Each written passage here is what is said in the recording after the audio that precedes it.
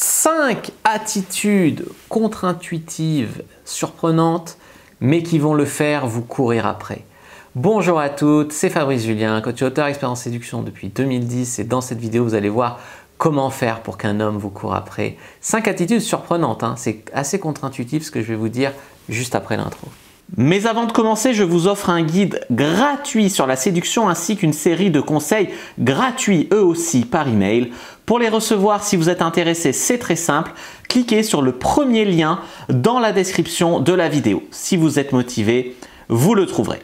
Abonnez-vous et activez la cloche parce que si vous ne le faites pas, YouTube ne vous préviendra pas à la sortie des prochaines vidéos et vous allez rater des pépites. Mettez un like pour me faire savoir que vous pensez que cette vidéo est utile et pour que j'en fasse d'autres comme ça ou sur ce thème-là. Si vous pensez que ce contenu est utile, partagez-le en public ou en privé, je comprendrai. Vous pouvez aussi me laisser un commentaire, je les lis tous et j'y répondrai avec grand plaisir. La première chose pour qu'un homme vous court après et soit accro à vous, c'est assez paradoxal, mais il faut avoir une vie où vous êtes déjà heureuse sans lui. Pourquoi est-ce qu'il faut avoir une vie où vous êtes heureuse sans lui? Parce que vous allez vibrer bien, positif, pas trop en demande, pas en dépendance non plus, etc. Vous allez être une femme équilibrée qui respire le bonheur et il va être bien avec vous. Vous allez vibrer bien. Du coup, il va vouloir être une partie de votre vie. Il va vouloir faire partie de votre vie. Tandis que si vous êtes dépressif, désespéré, aigri, frustré, etc. Alors certes, c'est flatteur de dire « je vais la remonter un peu, je suis la solution à ces problèmes, je suis le sauveur ». Mais enfin, ça ne vend pas de rêve, hein. La fille dépressive, etc. Tu jettes vite l'éponge, tu vois ce que j'ai envie de te dire. Donc, c'est-à-dire que si ça marche et si elle se rend compte de ta valeur, bah, tu prends. Mais si elle te fait un peu galérer, si elle fait des petits jeux, cours-moi après, etc. Non, tu lâches l'affaire parce que ça ne vaut pas la peine, tout simplement. Tandis que si la fille, elle est super, elle a une super vie, elle est heureuse, mais accessible, hein. Attention, ce que je vous dis, c'est que l'homme, il ne veut pas la femme qu'il ne peut pas avoir. Il veut la femme que les autres mecs ne peuvent pas avoir, idéalement, mais il ne veut pas la femme que lui ne peut pas avoir. Il ne veut pas forcément la femme qu'il peut avoir en claquant des doigts comme ça. Mais il ne faut pas que vous soyez trop inaccessible. C'est exactement comme le chat qui joue avec la ficelle. Si vous le mettez trop haut ou trop loin, il ne va pas s'amuser, le chat. Il va dire pff. Voilà. Il va faire pff. Voilà. Il va faire ça à peu près. Il ne va pas jouer. Par contre, si tu laisses le chat pas trop loin, hop, il peut presque l'avoir, hop, il peut presque l'avoir. Il va continuer à courir. Tu vois. Donc ça, c'est quand même quelque chose d'important parce qu'il y a beaucoup de femmes qui tombent dans le hard to get.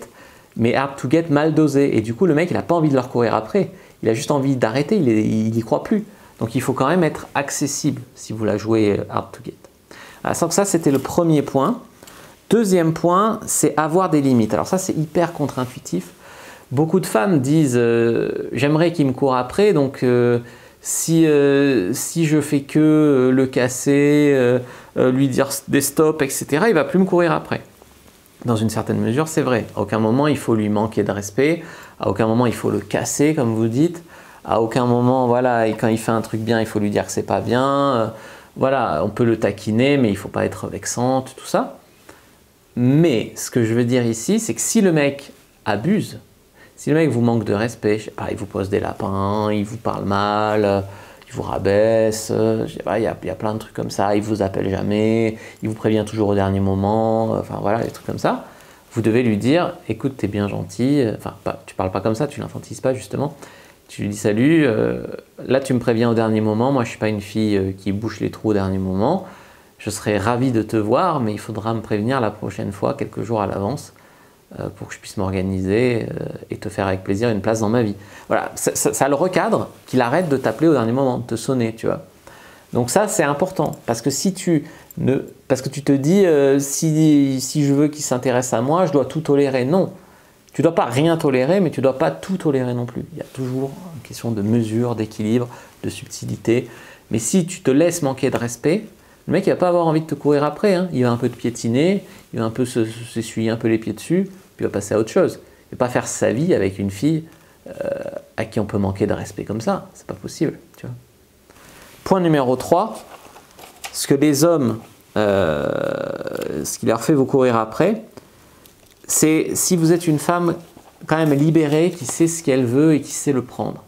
Je sais pas, si tu es une femme qui assume un petit peu, je sais pas, tes envies de sexe par exemple, qui assume un petit peu, qu'elle sait ce qu'elle veut, qu'elle sait comment le faire, qu'elle sait, voilà, ben on a envie d'être ce mec que tu veux, tu vois. Parce qu'il y a beaucoup de femmes qui n'assument pas ce qu'elles veulent, qui évitent le sujet, etc. Et du coup, de toute manière, c'est galère. Et puis, de toute manière, si elle ne veut pas coucher avec toi, ça ne veut rien dire. De toute façon, elle ne couche avec personne. Donc, mais si là, la fille, elle sait ce qu'elle veut, elle sait comment l'avoir, etc., tu as envie d'être celui qu'elle veut, tu vois. Et donc, si tu n'es pas tout de suite celui qu'elle veut, tu as envie de t'accrocher, tu as envie de persévérer, tu as envie d'insister, tu as envie de... Voilà, tu vois. Donc, être une femme un petit peu libérée, qui assume et qui sait ce qu'elle veut et qui sait comment le prendre. Tu vois. Très confiante, quoi. Autre attitude qui peut paradoxalement lui faire vous courir après, c'est vous faire passer en premier.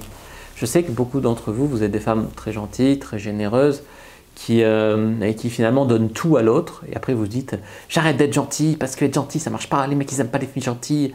Si, la gentillesse, c'est une qualité en or, on adore les filles gentilles, sauf si le mec n'est pas gentil lui-même. Mais la plupart des mecs, ils aiment les filles gentilles, c'est pas la question d'être gentil. La question, c'est quand vous donnez tout pour rien, quand vous vous respectez pas, etc. J'en ai déjà parlé. Parfois, il faut savoir vous faire passer la première.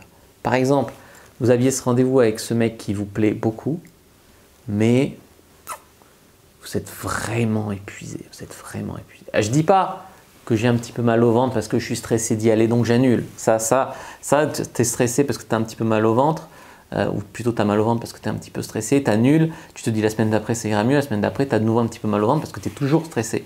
Donc dans ce cas-là, il vaut mieux se jeter à l'eau. Quand c'est faire quelque chose qui te stresse, etc., ça, il vaut mieux le faire. Mais par contre, tu as une semaine, tu as été explosé au travail et tu préférerais reporter avec lui parce que vraiment tu ne te sens pas un caprice, quoi. Voilà, vraiment tu ne te sens pas. Du coup, te faire passer en premier. Si vous êtes du genre qui donne tout et tout d'habitude, vous saurez être égoïste de manière proportionnée. Il ne faut pas être trop égoïste non plus, tu vois. Mais si tu es du genre de fille qui donne tout trop, du coup, ça ne sera jamais trop si tu te fais passer un petit peu en première parfois. Donc parfois, le fait que tu penses à toi d'abord, ça te fait finalement mettre des limites, ça te fait être naturellement moins accessible. C'est pas jouer un rôle, c'est pas des petits jeux. C'est juste que tu te dis, attends, je vais me faire passer un petit peu en première. Et du coup, les femmes de valeur, souvent, elles se font passer en premier aussi. Tu vois, donc ça marche bien. Du coup, paradoxalement, tu le fais passer en deuxième, mais ça lui donne envie de s'accrocher. Tu comprends? Et dernier point, point numéro 5. Point numéro 5, c'est lui permettre d'entrevoir qu'il peut avoir plus, mais ne pas l'avoir. Ça, c'est un petit peu l'analogie de la salle de sport. J'en parle parfois. Salle de sport, souvent, elle te fait, je sais pas, le premier mois à 1 €, la première semaine à 1 €. Et du coup, pendant une semaine, tu peux aller au sauna, tu peux aller au jacuzzi, tu peux aller aux cours collectifs, tu peux aller aux salles de muscu en libre service, etc. Et du coup, tu y vas, tu vois que c'est bien, etc. Puis quand ta période d'essai, elle expire, ils te disent, maintenant, voilà, il faut payer 1 mois si tu veux continuer d'en profiter. Donc du coup, tu payes 1 mois. Tandis que si on t'avait dit, ouais, notre salle, elle est super, mais tu peux pas la voir. Par contre, tu payes 1 mois, là, tu n'aurais pas forcément payé le mois. Tu vois ce que je veux dire? Ou du coup, ou de même, si on t'avait dit, tu payes 1 € une semaine d'essai, puis après, tu peux reprendre une semaine d'essai indéfiniment, tu aurais toujours payé 1 € pour une semaine. Tu n'aurais pas payé les 40 € pour le mois. Ou les 30 € pour le mois, ou 50, je ne sais pas, ça dépend des salles. Et du coup, tu vois l'idée? Si le mec, tu lui donnes tout de suite pour rien, il ne va pas avoir vraiment besoin de te courir après. Il aura tous les avantages d'une petite amie sans la petite amie. C'est-à-dire qu'il peut continuer à aller voir ailleurs à temps perdu et avoir sa source d'affection et de sexe. Si tu lui donnes rien et que tu veux qu'il s'engage avant d'avoir, pourquoi il s'engagerait? Il n'a même pas vu de quoi tu étais capable. Il n'a même pas vu quel petit ami génial tu serais. Donc il n'a pas envie. Donc la solution, c'est de lui donner une petite période d'essai, c'est-à-dire quand il est avec vous, par exemple, vous vous comportez sans rétention de valeur, sans cacher des trucs, sans voilà. Et pour qu'il kiffe, qu'il s'aperçoive que la vie avec toi serait géniale. Et s'il s'en aperçoit, il aura envie de plus, de rester, de s'engager. Puis après, tu ne pars pas du principe que vous êtes exclusif. Au bout d'un moment, tu dis, on est quoi? On est exclusif ou pas? Parce que si on n'est pas exclusif, moi, il y a d'autres mecs qui veulent me voir.